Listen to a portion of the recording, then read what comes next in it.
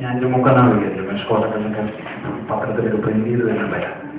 ജമ്മുക്ക ശരിക്കും പറഞ്ഞു കഴിഞ്ഞാൽ എൻ്റെ ചെറുപ്പത്തിലുള്ള ബാല്യകാല സിനിമ അഭിനയം ഒരു ഘട്ടത്തിൽ നിൽക്കുന്നൊരവസ്ഥയാണ്. നിൽക്കുന്നൊരവസ്ഥ എന്ന് പറഞ്ഞാൽ നമ്മുടെ ഒരു പ്രത്യേക ഘട്ടത്തിൽ ഏതൊരു നടനും ഈ കുട്ടിക്കാലം തുടങ്ങി കഴിഞ്ഞാൽ അടുത്തൊരു സ്റ്റേജിലേക്ക് എത്തുന്ന ആ ഒരു ഗ്യാപ്പിൽ അങ്ങനത്തെ ക്യാരക്ടേഴ്സ് ഉണ്ടാവും.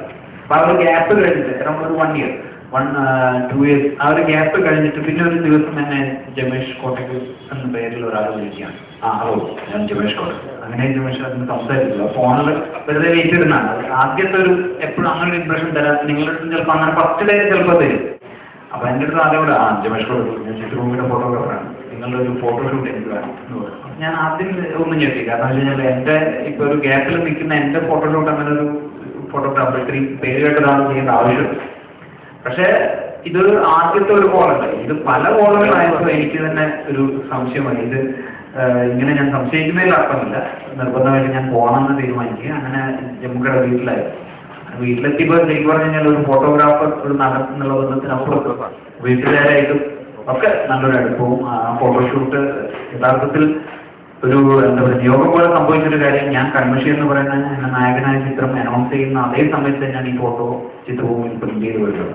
അങ്ങനെ സമാന്തരമായി സംഭവിച്ച 2 കാര്യമാണ്. അപ്പോൾ എന്തായാലും വളരെയധികം സന്തോഷമുണ്ട് ഇങ്ങനെ ഒരു ക്യാമ്പിൽ നിങ്ങളെ ഫേസ് ചെയ്യാൻ സാധിച്ചത്. കാരണം അതിന് മറ്റൊരു കാര്യം കൂടിയുണ്ട്. എൻ്റെ അച്ഛനും ജമ്മുക്കയുടെ അച്ഛനെ പോലെ തന്നെ ഒരു ഫോട്ടോഗ്രാഫറാണ്. അപ്പോൾ ചെറുപ്പം തൊട്ട് ഫോട്ടോഗ്രാഫിയുമായിട്ട് ആത്മാർത്ഥ ബന്ധമുള്ള ക്യാമറയുമൊക്കെ ആയിട്ട് ഇടപെടാൻ ഭാഗ്യം സാധിച്ച ഒരാളാണ്.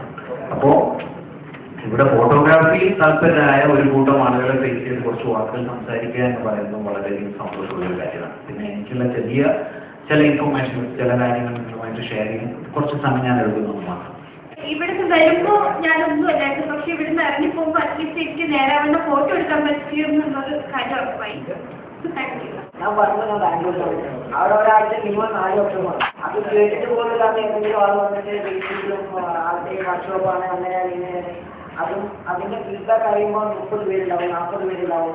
ഫോണും വേണം, 10,000 രൂപ കൊടുത്ത് പോയി ആ പൈസക്ക് ഒരു ക്യാമറ വരത്തോ അല്ലെങ്കിൽ ഫ്ലാഷോ വാങ്ങാനും. ഇതാണ് സ്ഥിരം കമന്റ് കേസ്. സാധാരണ വർക്ക്ഷോപ്പിൽ പ്രാക്ടീസ് തന്നെ വരാറില്ല, തിയറി മാത്രമേ ഉണ്ടാവും. മോഡലിൽ വെച്ച് അവർ ഫോട്ടോ എടുക്കും, അവർ പറഞ്ഞതിനും വിടും. ഇതാണ് ഇതിൻ്റെയൊക്കെ പേരും ഇതിൻ്റെ മെഡും അറിയാം, പക്ഷെ ഇതൊന്നും ഉപയോഗിക്കാനേ അറിയാത്തുള്ളൂ.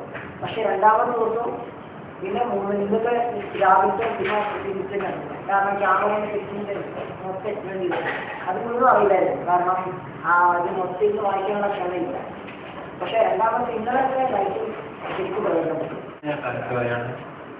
കാരണം സാറിങ്ങനെ ഒരു വർക്ക്ഷോപ്പ് സംഘടിപ്പിക്കാനുണ്ടായ സാറിന് തോന്നിയതിന് ആദ്യം പറയുന്നു. ഞാൻ സാറിൻ്റെ ഒരു വലിയ ഫാനായിരുന്നു. ഇന്നത്തെ ലൈറ്റിംഗ് ക്ലാസ്സിൽ ഇന്ന് രാവിലെ ഔട്ട്ഡോർ പോയത് വളരെയധികം യൂസ്ഫുൾ ആയിരുന്നു. എൻ്റെ അടുത്ത് D90 ക്യാമറയാണ്. ആ ക്യാമറ എനിക്ക് തന്നെ നന്നായിട്ട് ഫോട്ടോ എടുക്കാൻ പറ്റുമെന്ന് എനിക്ക് മനസ്സിലായത് ഇപ്പോഴാണ്. ഞാൻ വിചാരിച്ചുകൊണ്ടിരുന്നത് ഇപ്പോൾ അതിൻ്റെ 5D Mark II മാത്രമേ നല്ല ലൈറ്റൊക്കെ വെച്ചെടുത്താൽ അത്ര പെർഫെക്ഷൻ കിട്ടുള്ളതാണ്. അപ്പോൾ നമുക്ക് ഈ ക്യാമറയിൽ എടുക്കാനൊരു കോൺഫിഡൻസ് വന്നത് ഇന്നത്തെ ലൈറ്റിംഗ് ക്ലാസ് കൊണ്ടാണ്. പിന്നെ ലൈറ്റിങ്ങിനെ പറ്റി ABCD പോലും അറിയത്തില്ലാത്ത എനിക്ക് ആ ലൈറ്റിംഗ് ആദ്യത്തെ തിയറിയും ഇന്നത്തെ ലൈറ്റിംഗ് ക്ലാസ്സും ഞാൻ ആദ്യം ഈ ലെൻസിൻ്റെ അപ്രച്ചർ 2.8 എന്നൊക്കെ പറയുമ്പോൾ അതിൽ തന്നെ എത്താൻ എടുക്കുന്നതാണ് വിചാരിച്ചുകൊണ്ടിരുന്നത്. ഈ 22 ആണ് ഞാൻ അറിയാട്ടാണ് ഇപ്പൊ ഈ വർക്ക്ഷോപ്പ് വന്നതുകൊണ്ടാണ് അറിയുന്നത്. അതുകൊണ്ട് തന്നെ എനിക്ക് ഇത് വളരെയധികം പോലെ സാർ ഇനി തുടർന്നും ഇതുപോലുള്ള വർക്ക്ഷോപ്പുകൾ സംഘടിപ്പിക്കുക, ധാരാളം ഭക്ഷണ ഫോട്ടോഗ്രാഫിയിലേക്ക് വളരാൻ ഒരുപാട് പേര് ആഗ്രഹിക്കുന്നുണ്ടാവും. അവർക്ക് വളരെ യൂസ്ഫുള്ളായിരുന്നു, എനിക്ക് വളരെ ഉപകാരപ്രദമായിരുന്നു. Thank you sir. ഇപ്പൊ ഞാൻ ഇതിൽ വന്നതിന് ശേഷം പ്രൊഫഷനൊന്നും മാറ്റി പിടിച്ചാലോ ഇങ്ങനെ ഒരു ചിന്ത ഇങ്ങനെ ലൈറ്റിങ്ങിനെ പറ്റിയിട്ടും പിന്നെ അങ്ങനെ കുറെ കാര്യങ്ങൾ പറഞ്ഞു തന്നപ്പോൾ ഇന്നത്തെ സെഷൻ എനിക്ക് വളരെ പ്രയോജനപ്പെട്ടു.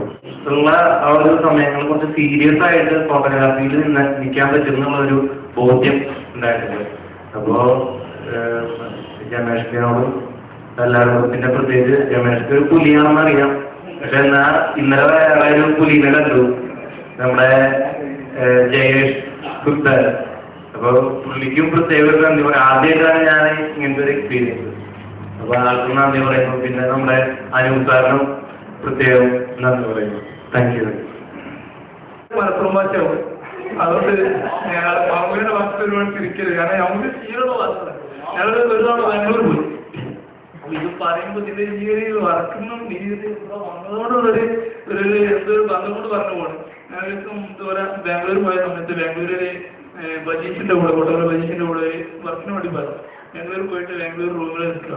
അപ്പൊ നമ്മൾ മലപ്പുറത്തെ ഫ്രണ്ടാണ് അവിടെ ഉള്ള മൊത്തം. ആ റൂമിൽ നിൽക്കുന്ന സമയത്ത് ഞാൻ പറഞ്ഞു മലപ്പുറം ഒരു ഭാഷയാണ് ചിരിക്കാൻ പ്രശ്നമില്ല. ഞാൻ പറഞ്ഞില്ലേ അവനെ മുതലിൽ പാട്ട് കേട്ടോണ്ടിരിക്കുക. അപ്പൊ ഞാൻ പറഞ്ഞു ആ പാട്ട് ചിരിച്ചേ പാട്ട് ചിരിക്കുക സംഭവം മനസ്സിലല്ലേ ഫോർവേഡ് ഞാൻ പറഞ്ഞു ഇവരെല്ലാരും കൂടെ ഒന്ന് ചിരിച്ചൊന്നായിട്ട് സംഭവമാക്കി. സംഭവം എന്താന്ന് വെച്ചാല് ഫോർവേഡ് തരുകയെന്ന് പറഞ്ഞത് ചിരിച്ചെന്നായി അത് ചിരിച്ച സംഭവം എന്റെ വായിലപ്പോൾ മലപ്പുറം ഭാഷ വരും. അതൊന്ന് ചിരിച്ചത്. ഞാൻ 1-2 വർക്ക്ഷോപ്സ് ഇതിനു മുമ്പ് അറ്റൻഡ് ചെയ്തിട്ടുണ്ട്. കുറെ കാലമായിട്ട് പല ഫോട്ടോഗ്രാഫേഴ്സിന്റെ അടുത്തും ഇങ്ങനെ അസിസ്റ്റ് ചെയ്യാനും അല്ലെങ്കിൽ ലൈറ്റിംഗ് പഠിക്കാൻ വേണ്ടിയിട്ടും പോയിട്ടുണ്ട്. പക്ഷെ അവിടെ നടക്കുന്ന ബഹളം അല്ലെങ്കിൽ കുറെ അസിസ്റ്റൻസ് ഉണ്ടാവും, പല സാധനങ്ങൾ അവർ എഴുതി വയ്ക്കും. എന്താണ് ചെയ്യണത് ഏതാണ് ചെയ്യണത് ശരിക്കും മനസ്സിലായി തുടങ്ങിയത് ഈ ഒരു വർക്ക്ഷോപ്പ് കഴിഞ്ഞിട്ടാണെന്ന് പറയാം.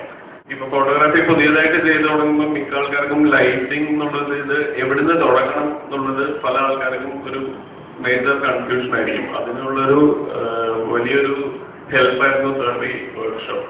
ഇപ്പൊ കേരളത്തില് ഇങ്ങനൊരു ഇനിഷ്യേറ്റീവ് എടുത്തതിന് സാർക്കും ഫുൾ ടീമിനും സ്പെഷ്യൽ താങ്ക്സ് എന്തായാലും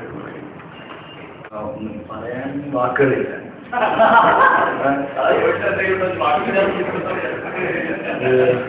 എന്റെ ഭാഷയിൽ കിടു ക്ലാസ്സാണ്. കിടു പറഞ്ഞറിയിക്കാൻ പറ്റുന്നില്ല. ഇത്രയും ജാടയില്ലാത്ത ഒരു മനുഷ്യനെ ഞാൻ ആദ്യമായിട്ടാണ്. ജാട ഉണ്ടോ എന്ന് അറിയാൻ വേണ്ടി നമ്മളെ കൂടി കാണിച്ചിട്ടില്ല. സ്ഥലങ്ങളിൽ ആവശ്യമുള്ളപ്പോ ജാടകൾ കാണിക്കണം. അല്ലാത്ത ആവശ്യമില്ല. അതുകൊണ്ട് നിങ്ങൾക്കൊക്കെ അതാത് സ്ഥലങ്ങളിൽ ചെല്ലുമ്പോൾ അതൊക്കെ ഉണ്ടാവും, ഓട്ടോമാറ്റിക്കലി ഉണ്ടാവും.